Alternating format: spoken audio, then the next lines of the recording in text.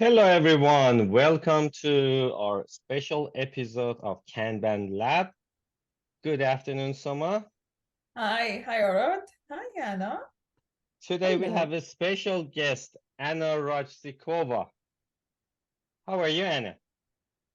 I'm very well, thank you very much. How are you guys? Thanks for joining us today. And today we're going to talk about a very interesting topic, which is, in fact, my favorite topic. And I spent quite a lot of time in last year on this one, which is Kanban Maturity Model and Kanban Evolutionary Change Method. But before we start talking about this topic, Anna, do you mind to quickly introduce yourself for the audience? I'm sure most of them already know you, but for those that don't know you yet. Thanks a lot. And actually, before we started recording, you said, Anna, tell who you are. And I'm like, who actually am I, right? This is, and I told you, this is the most difficult question of the whole podcast that we are recording today. So as I said, it's difficult to say. I mean, my official role name is Chief Innovation and Integration Officer at Mauvius Group, but this is just, like the roles in Kanban. This is just the name. So what I'm doing, I'm mostly working in our group, Mauvius Group, which is kind of the heart of the Kanban method in Bilbao, here in Europe, in Spain. And I'm working on different things. For a few years, I was the product manager of the Kanban Maturity Model.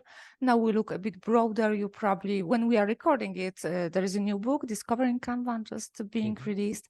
So now we are working more broadly about the whole Kanban method, introducing or reintroducing this stuff to people, retelling the stories just based on new experience that David, but also all of us coaches, trainers gained over this 18 years of doing Kanban. So yes, that's me, but Kanban is not something that I did for my whole life. So I'm the finance person. So I worked for almost 13 years as accountant. And this is what I was doing for most of my life. And then being accountant, I started helping developers because, they came to us and they said, Anna, by the way, we are developing this application for you. What would you like this app to do? So I became business analyst, not knowing about it. But then when I realized, actually, I'm business analyst, maybe I should develop myself in this area. So yeah, this is how I started to work more closely with product developments, most of my life in upstream part of the system. And yeah, this is how I am here today doing Kanban, because I learned that actually Kanban was the best fit for the organizations and type of work that we did, where I was mostly working with very conservative, waterfall-based approach to developing product, doing projects. So this is where Kanban method with the whole start with what you do now approach was really helpful. And it helped us to deliver good stuff. So now here I am here being Kanban coach, Kanban trainer, and recording podcasts with you guys. So I'm very excited. Amazing. I didn't know that you had a finance background. So I think you gradually, introduced the Kanban yourself and evolved in last few It was years. more of an evolutionary journey for yourself, but also at the same time, Anna, like knowing you for some time now, I think that's really inspiring for anyone who is watching this episode or even listening to it, that how Kanban can actually change your life, and which did it for you. So it's it did. Oh my God, it did. Recently, like 2 months ago, I moved to Spain, so it did change my whole life, like totally. Yes. Oh, so you recently moved to Spain. Yes, exactly. Perfect. So how is the weather in Spain? Actually, kind of Bilbao weather. I mean, it's not typical Spanish weather. It's very Basque weather, so it's raining. Okay. But it's very warm, nice, just, raining. But because of that, we have a lot of green areas here. So it's a lovely, place for hiking, for exploring nature. Oh, So amazing. it's not very typical Spain, but I really love it, even when it's raining. All right. Lovely. So can you tell us a little bit about Kanban Maturity Model? What is that? Oh my God, I could talk about KMM for like 2 days non-stop, so you need to stop me. But I was actually thinking about this question yesterday when preparing for this recording, how to tell people what KMM is, Kanban Maturity Model, KMM, very shortly. So what we teach people in the class is that Kanban Maturity Model is the model of organizational maturity. And I think that this is one of the misconceptions that we should clarify here, because when people hear Kanban Maturity Model and they don't use Kanban at their work, it's like, oh, okay, it's not for me. I shouldn't look at it at all. Whilst they actually should, because Kanban Maturity Model is the model of organizational maturity. So we are using Kanban, we are developing and helping organizations to grow. We are not maturing Kanban, we are maturing organizations using the Kanban method. But if you dig deeper, and this is something for what we don't have time today for sure, but if you look at the practices, and we have more than 150 practices codified in the Kanban maturity model, you will see that most of them you can apply even if you don't do Kanban, if you don't use the Kanban method right now, because this is so universal language that everyone can use it. And the Kanban word is not necessarily appearing very often in this, the whole practices set. So very shortly, this is the model which helps organization to grow, to be better every day, small steps, you know, evolving towards more mature organizations. And it codifies, as I told you, more than 150 practices across 7 maturity levels and 6 general practices. So we might have known, or people might have heard about 6 general practices like visualization, limiting work in progress, so on and so forth. But on top of that, we also have 7 maturity levels, 0 through 6, where 0 is the lowest maturity level of the organization and 6 is the highest level of the organizational maturity. Just to give you the hint, we don't strive to achieve maturity level 6. We as Kanban coaches, consultants strive to achieve maturity level 4.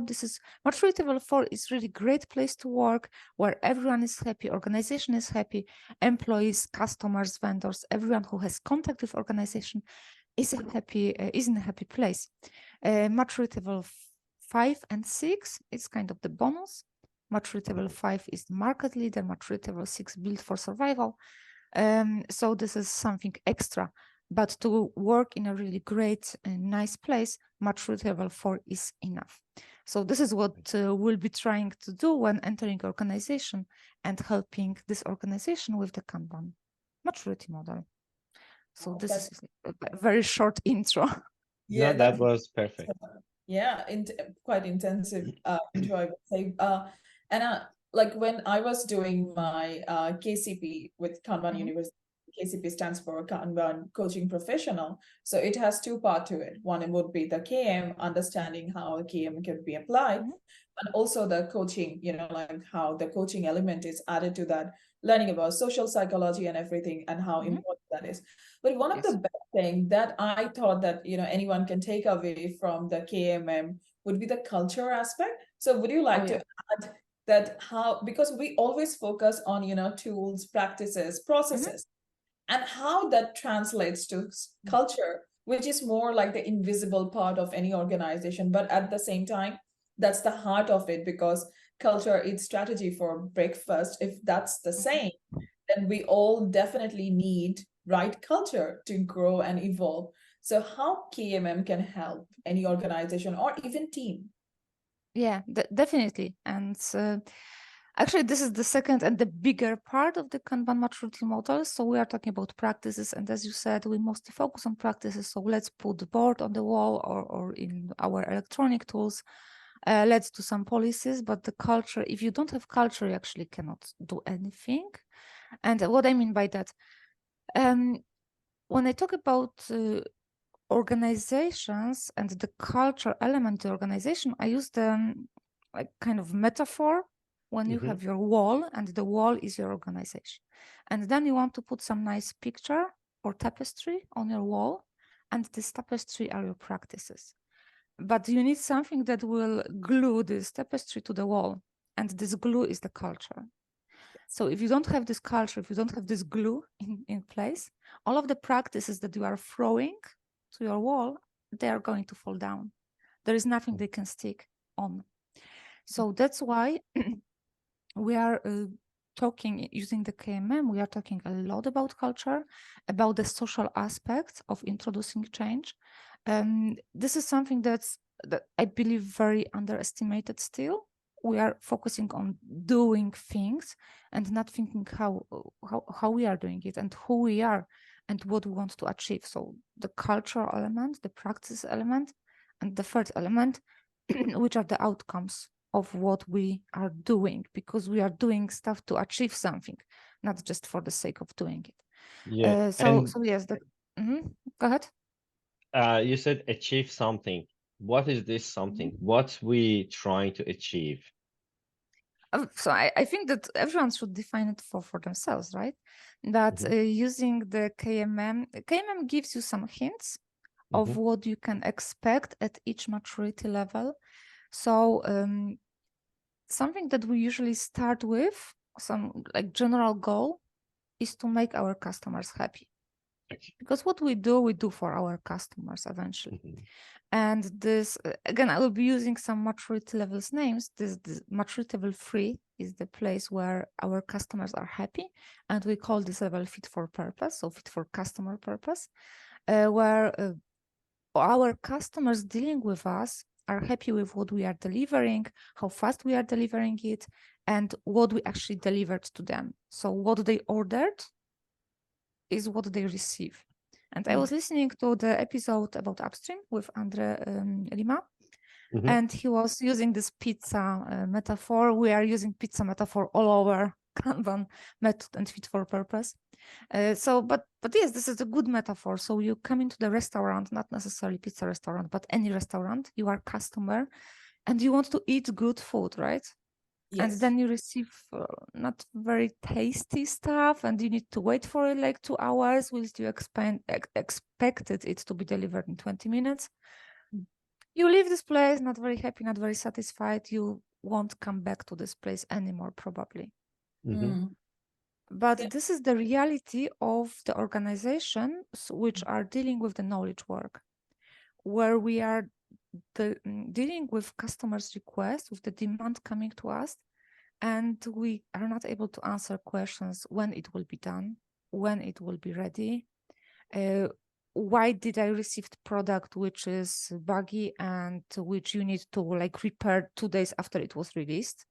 Why this functionality works different way than I thought it's going to work?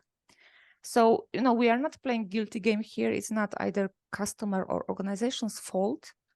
It's just usually the matter of low maturity level of the organization. And this is something that we are working on. So the first thing that we want to achieve is making customers happy.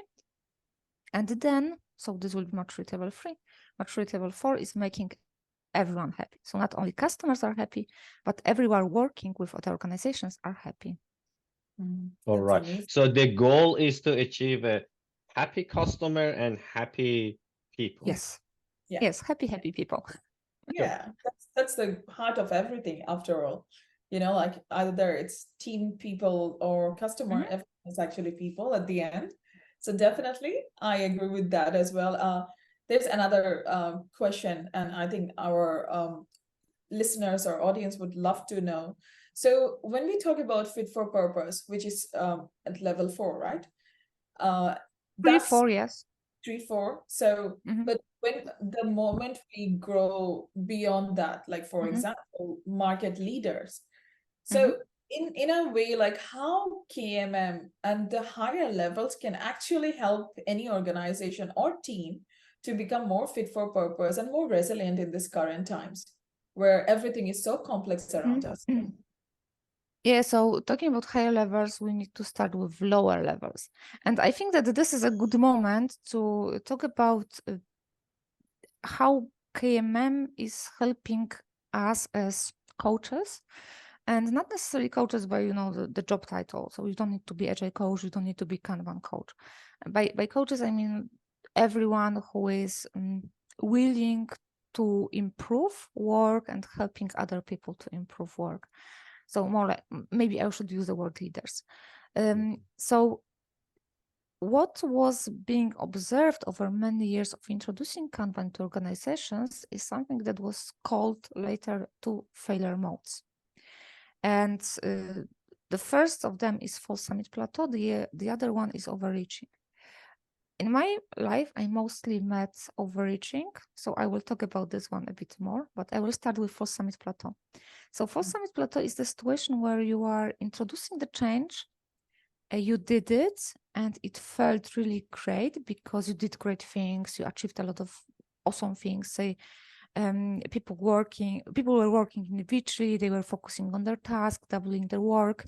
There was no communication. You introduced visualization, you introduced the board, you introduced daily meetings and retrospective, and suddenly everything started to feel better. People started collaborating, started, introducing some small initiatives, some improvements, and it all feels so great that you think, okay, so I already achieved this great improvement, so maybe I should try something else, maybe I should try, I don't know, other method, other framework. But from the KMM perspective, you just moved from maturity level 0 to maturity level 1.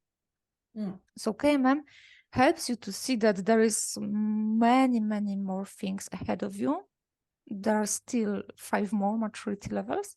And the ladder is much higher. You can achieve much, much more just using the KMM or just helping organization to grow. So going beyond the team. So this is false summit plateau, when we feel that we achieved everything, whilst we are just, in the first base and the Mount Everest is still somewhere there. The second one, overreaching, is something that I met more often, and actually something that I did a few times in my life, so I can talk about my personal experience. So example from my life. I was in Kanban system design class. It was Thursday, Friday. It was great, I had the whole weekend to think about it. So I had that many ideas in my head, what we should do, how we should do it. So on Monday, I just, I even brought the whole bag with stuff. It was pre-COVID, so we had this whiteboard on the wall. So I brought the whole bag with stuff inside, some stickers, some, stuff to put on the wall. And I came to my team and I told them, girls, 4 ladies, girls, we do it. Yeah. And they said, oh yes, let's do it. And we started putting the stuff on the wall. And like 10 minutes later, it physically fell down, right? And fell down. And so, Jesus Christ, it's not working. So we put it into bin. So my awesome ideas, very, not metaphorically, but very physically fell down and went to the bin directly. So why it happened? Because I tried too much, too early. So this is my own definition of overreaching. So you attended the class, you watched the video on YouTube, you listened to Kanban Lab episode, and it all felt great, and you feel that, yes, this is something for us, we should do it immediately. But then you don't consider your organizational maturity, even your team maturity. You don't consider your culture. You don't consider the social aspects. So what I mean by that, for example, you have very conservative organization, and then you try introduce immediately some very like flexible, agile methods of work into very conservative organization. It's not going to work. It's going to like fall down in 5 minutes, and people will be angry about you. Yeah, that's very powerful. Yeah. So this is overreaching. And again, what KMM helps us? How KMM helps us with overreaching? When you look at even at the practice map, which codifies all of these practices, and you see, okay, so I made my own assessments. I think that looking at what we do, how we behave, who we are probably somewhere maturity level 1 or 2. And come on, we are trying to introduce maturity level 4 or 5 practices. There is a high chance they are not going to work for us. And this is the best scenario, that they are not working. The worst scenario is that everyone else around us is angry because we force them to do something that's not suitable for them and for the organization.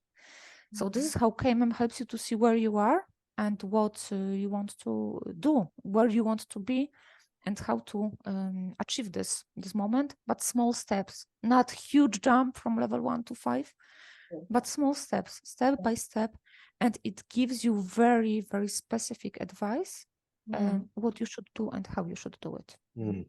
No, that was really good, Anna, because I've seen lots of organizations, they try to change very quickly, and very soon they basically back to the status quo. They just do some, meetings, and mostly ineffective meeting, and unhappy people, and they lose their people, and losing people means cost.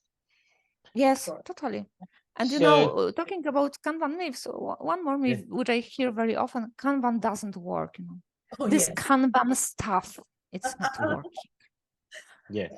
And then I ask the question, okay, guys, so what do you do? And they say, oh, we do visualization. So we have a board and we do Monte Carlo simulation. Okay. So yes, this Kanban stuff is not working. But to see it, KMM is very helpful, because basically we talk about visualization a lot in Kanban. KMM helps you to visualize what you are doing right now. That's right. And where you are. So just to maybe kind of summarize what we discussed so far and make sure people are on the same page. So you mentioned that Kanban maturity model is a journey for organization to grow, and we use Kanban method to basically grow. And we always start with what we or who we are, learn our strengths and weaknesses, and then decide what will be the next step. Yes? Yeah, and actually you talk about metaphor. I have 2 metaphors for you, okay, if I may. I love metaphor, please. Okay. So these are the metaphors that I usually use, and actually I'm half prepared to one of them, but let's work with what we have. Sure. So I don't know whether our listeners have seen the Kanban Maturity Model book. So for those who will be watching, I have this book here. So this is quite a heavy stuff, right? It's like more than 1 kilo, 500 pages stuff. It's not something that you actually take and read to your pillow in the evening, and it's not supposed to be.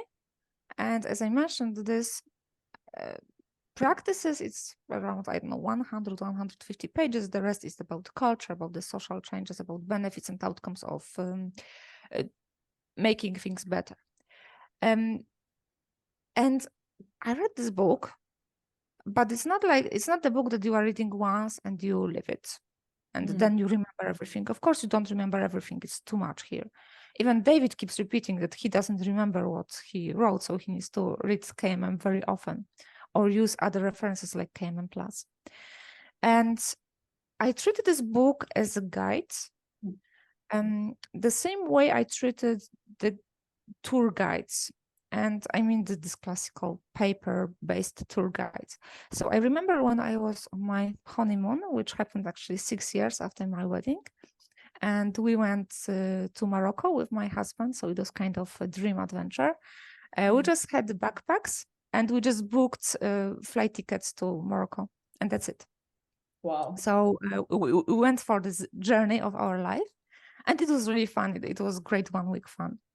And of course, we also took the book tours with us. So it was that long time ago that we didn't use internet that much. We just read books. So, and what I did before this tour, so I just lived this book through to check more or less what this Morocco country is all about. And then I focused on 2 cities which we were supposed to visit, so Fez and Marrakesh. And these were like 2 chapters in this whole book. So I read these chapters through in the airplane. Okay, I knew more or less what I'm prepared for, what I want to see, where I want to go. And then we were first in Fez. So then when we were in Fez, the first day, okay, so today we are going to go here and here and here. So I open again my tour guide and I read about the specific places where I want to go. And when I'm there, I can open it again and read about it one more time, remind myself what I'm looking at. Yes. And this is exactly how you should work with KMM. Okay, you can read it at once. That's perfect. You can leave it through to learn what it is about. That's also fine.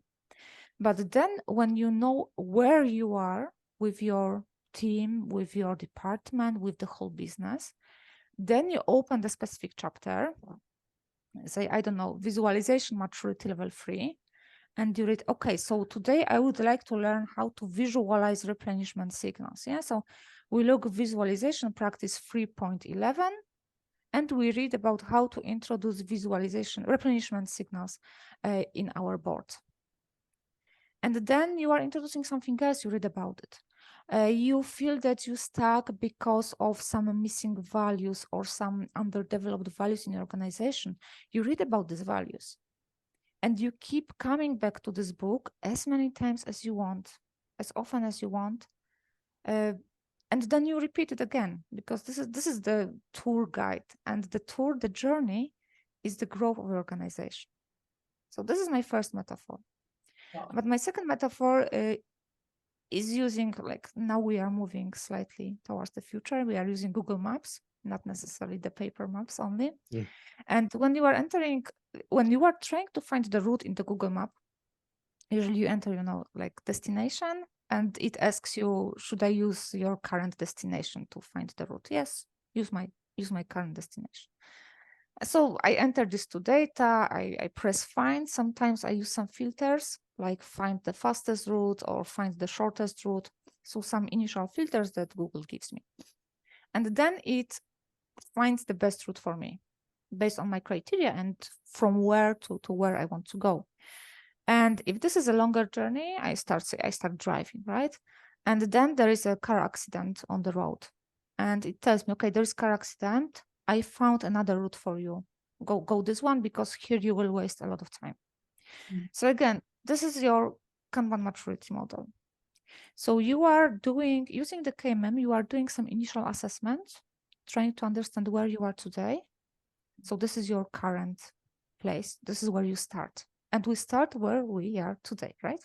Mm-hmm. Then you think, okay, where I want to be. You can think about very long-term distance, like maturity level 4, but maybe it will be easier to, cut your routes into shorter distances. Like when I traveled from Poland to Spain, it was 3 days drive. So I just cut it in 3 days. So day 1, I want to come from here to here, then day 2, here to here. So this is how you can also cut your journey. Mm-hmm. And then what do I need to do to achieve this point, this destination? Mm-hmm. And you use Kanban maturity model to create this roadmap, to create this path for you, and you follow this path. And when you see some obstacles on the road, like this metaphorical car accident, so you introduce some practice, it didn't work. You tried to work on some value, but it didn't work yet.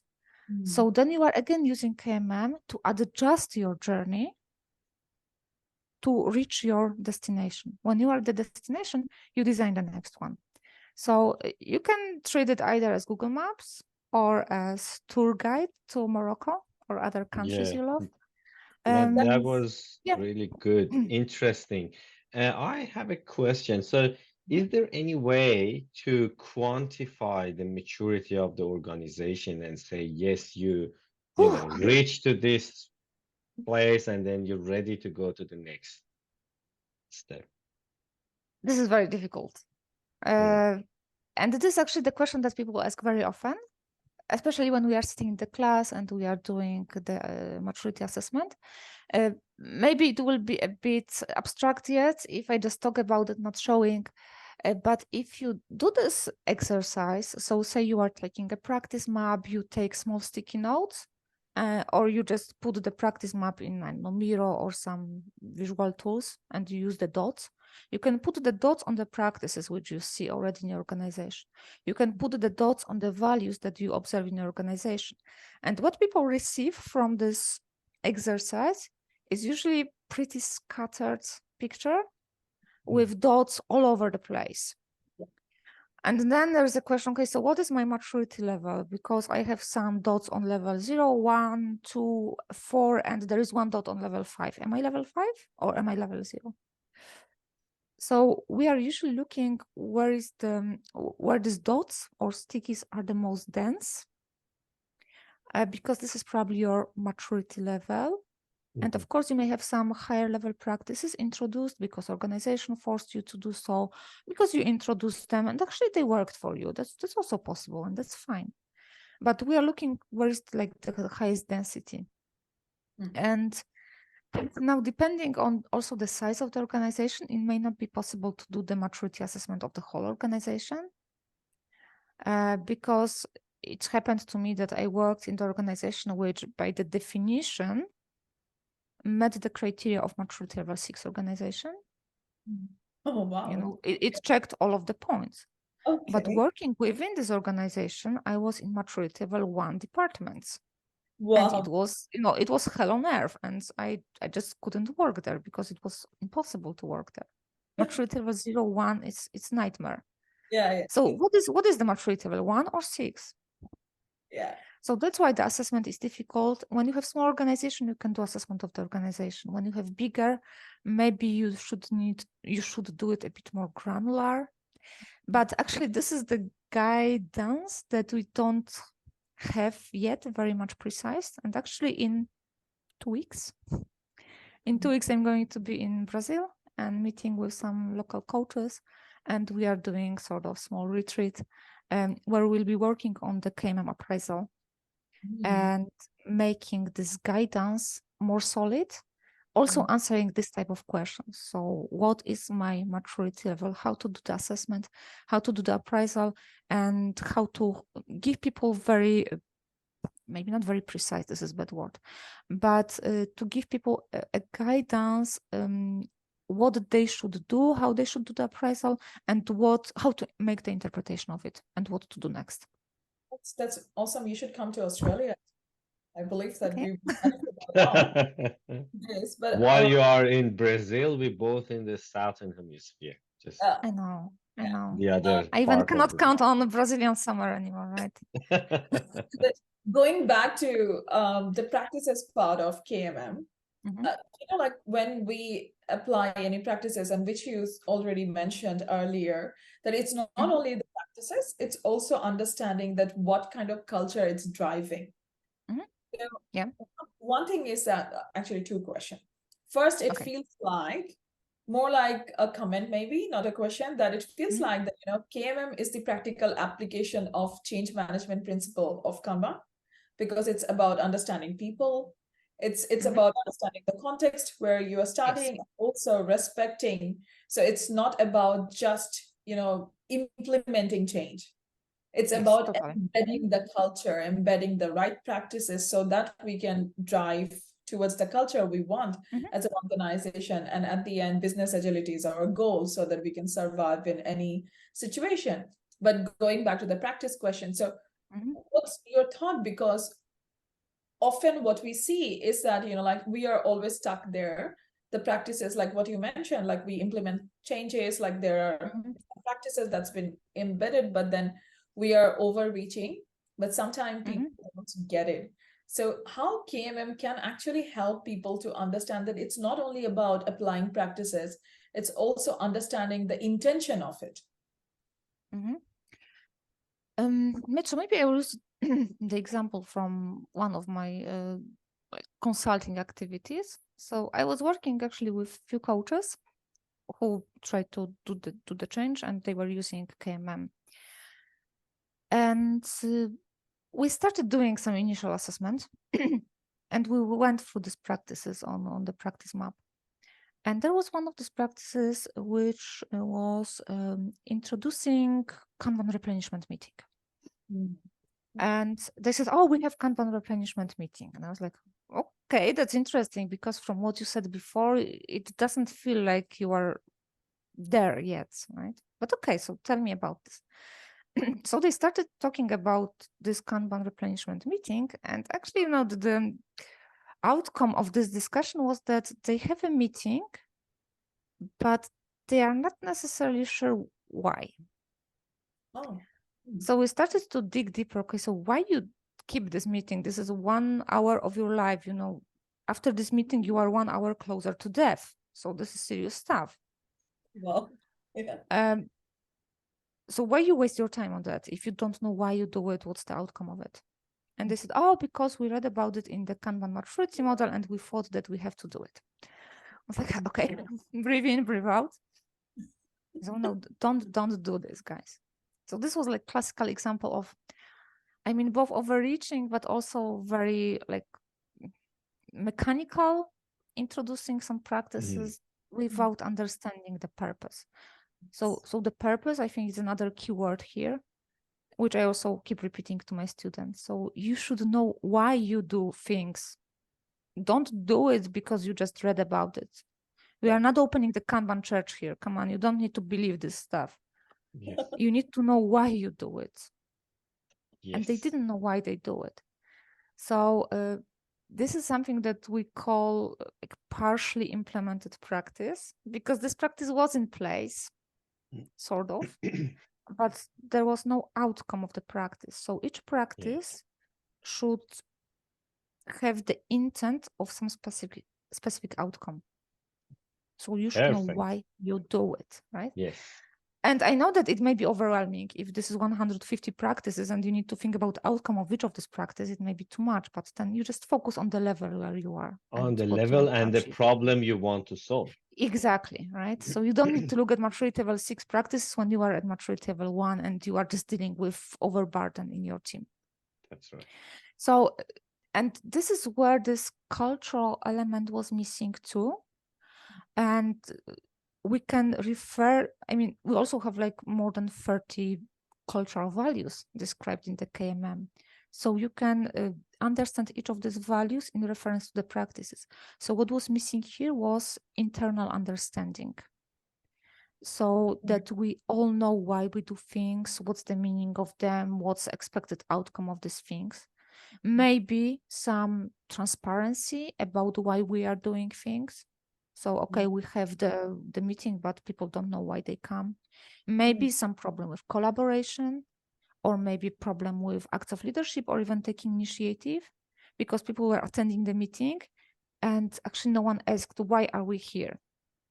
So some issues with taking initiatives, maybe trust.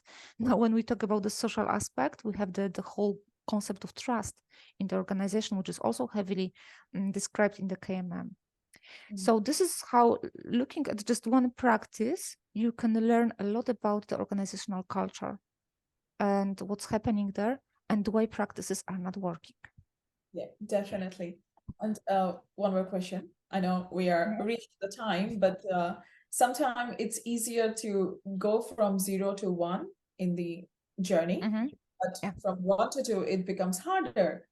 And I know you talked about false, Plateau Summit earlier, but is there a hack to, like let people know that, hey, it's possible to be, it could be a little bit difficult initially. So what would be your advice? Actually, it's not my advice, but some people smarter than me, so David and Theodora, the authors of Kanban Maturity Model. But before the advice, maybe just small introduction of 0 to 1, 1 to 2, and why it's difficult. From 0 to 1, you go from the level of individuals, people just focusing on their tasks, to the level of team. And when people have this internal willingness to collaborate, to work with each other, going from 0 to 1 is rather achievable pretty easily. You would need to have really strong, weird resistance to not make it happen. But from 1 to 2, we go to the level which is called customer driven, like focus on the customers. This is where you need to understand the demand coming from your customers, or at least start understanding this demand, where you need to look outside your team, a bit broader. This is where you start introducing some concepts from the upstream Kanban, not yet upstream Kanban, but at least some idea that this work doesn't appear magically, and we are not working on tasks, but we are working on work items, where work items should bring the value to the customer. And now, what is this value? And by the way, who is our customer? So this is what may be very difficult to, like, this level from 1 to 2 to jump over this huge gap. But there is a hack. And as I told you, coming from Theodora and David, and you've probably heard about it. It's called static, this little small thing called static. So system thinking approach to implementing Kanban. Actually, this is a coaching tool. So all people who attended your classes and other trainers, Kanban system design classes, people you already know at least one coaching tool, and this is called static. So this is the tool, the technique that helps people go directly from level 0 to 2 with jumping over level 1. That's why we call maturity level 1 flyover territory. So we don't plan to land there, no. We plan to fly over it. And because level 1 is a bit dangerous. Why so? Because when you go from level 0 to level 1, the improvement feels so good that you may fall into the trap of false summit plateau. Yep. So that's why we want to jump over level 1 directly to level 2 when you start looking outside your team and focusing on your customers. And this is what static does. So one of the steps, step 3 of static, is understanding demand, where demand comes from, who is our customer, what is the nature of demand, what are our work item types that we work on. Then we are visualizing this whole process. We are talking about the workflows, which each item goes through. So this doing static, you may directly achieve level 2, but there is always but. There is also something called barriers to adoption, which is also described in Kanban Maturity Model. So these barriers to adoption, they describe the potential resistance that you may face when introducing changes, not Kanban, just changes. And there are barriers to adoption, level 1 adoption, level 2 adoption. So these barriers to level 1 adoption, they don't disappear. They are still there. So when you are doing static, you still need to be aware that these barriers, this resistance is still there. And when you see that it may be too difficult to go directly from 0 to 2, you may just want to draw back and go slowly through level 1, but just not staying on level 1. Please don't stay at level 1. That's my personal request to everyone. That was great advice, Anna. Thank you very much. So I just like to summarize what we basically discussed today. So Kanban Maturity Model is a model that we use to improve organizational maturity, and we use Kanban method to achieve that. We always start from who we are, we understand our, where we at, and then we try to introduce changes step by step. And when we want to introduce any change or any practice, it will be great to understand why we're using it and what problem we try to solve. Exactly.